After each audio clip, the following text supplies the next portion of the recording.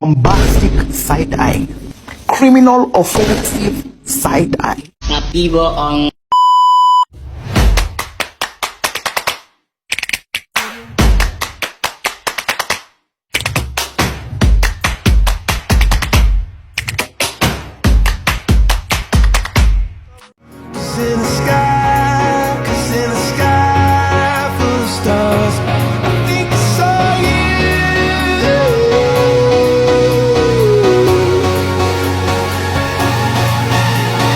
Assalamualaikum warahmatullahi wabarakatuh. Tabi'un, kami mahasiswi Universitas Ma'arif Lampung dari Fakultas Tarbiyah dan Ilmu Keguruan, program studi Tadris Matematika semester 1. Dalam video ini, kami akan menyampaikan materi tentang geopolitik dan wawasan Nusantara pada mata kuliah Pendidikan Pancasila yang diampu oleh dosen Ibu Khalidah Nur, MPD. Sebelum masuk ke presentasi, izin kami memperkenalkan diri. Yang pertama, saya sendiri Anisatul Salisa dengan NPM 2312500005 dan teman saya Indah Kartika Sari dengan NPM 2312500016. Di sini kita akan mengkaji tentang geopolitik dan wawasan Nusantara. Nah, sebelum kita memahami apa itu geopolitik dan apa itu wawasan Nusantara, kita dapat mendefinisikannya satu persatu. Geopolitik, G itu berasal dari kata global yang artinya adalah bumi. Jadi, di sini kita melihat suatu kewilayahan di mana tempat kita berada atau wadah kita berada. Sedangkan politik yaitu suatu teknik atau suatu metode yang kita gunakan untuk mencapai suatu tujuan. Jadi demikian dapat kita artikan bahwa geopolitik adalah suatu cara yang perlu kita miliki dalam konteks menuju suatu pembangunan yang kita inginkan. Kemudian di dalam geopolitik di sini Indonesia memiliki suatu cara pandang atau suatu metode untuk mencapai suatu tujuan.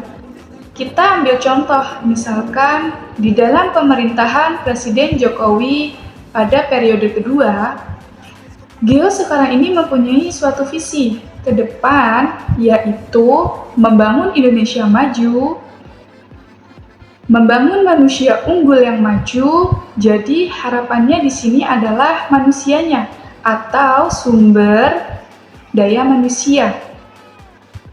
Nah, di dalam geopolitik di sini tentu kita harus merujuk pada pembukaan Undang-Undang Dasar 1945 dan Pancasila itu sendiri, sehingga dalam konteks geopolitik pembangunan kita mewujud dalam falsafat Pancasila dan industri yang ada.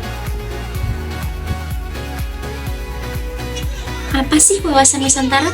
Wawasan Nusantara itu merupakan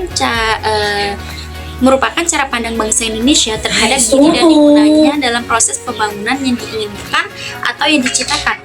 Sekali lagi, yang diungkapkan kita di sini adalah wawasan Nusantara.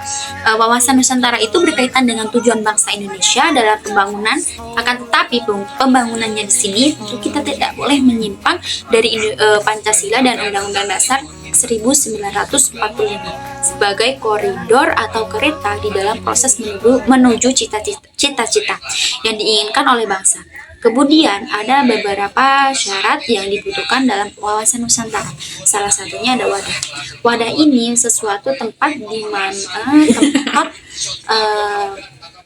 di mana kita ada di wilayah Indonesia. Indonesia itu posisinya di mana?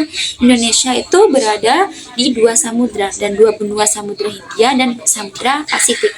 Kemudian Indonesia secara geografis merupakan Indonesia kepulauan yang diapit dengan adanya perairan dan pulau yang ada, sehingga pembangunan Indonesia harus merekod daripada letak geografis atau dalam hal ini adalah wadah. Yang kedua, kelembagaan organisasi. Apa sih kelembagaan organisasi?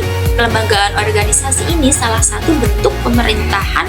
Kemudian salah satu kelembagaannya tentu tetap pada koridor Pancasila dan Undang-Undang 1945. Oleh sebab itu, ketika pembangunan yang kita lakukan tidak merujuk kepada Pancasila dan Undang-Undang Dasar 1945, maka ini perlu yang kita pertanyakan bersama. Yang ketiga itu esensi. Esensi daripada kelembagaan itu sendiri, bagaimana isinya kelembagaan, apakah ada konsistensinya, integrasi antara cita-cita dan kondisi, dan unsur-unsur di dalam wawasan Nusantara. Wawasan Nusantara ini merupakan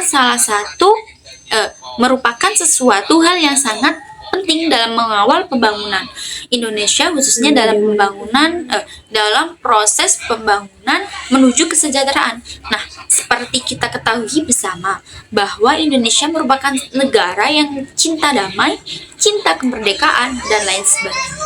Cinta damai dan cinta kemerdekaan ini tidak semerta-merta yang kita ungkapkan, tetapi bagaimana kita mampu mengisinya dengan pembangunan yang positif yang mengumpulkan bagaimana bangsa Indonesia.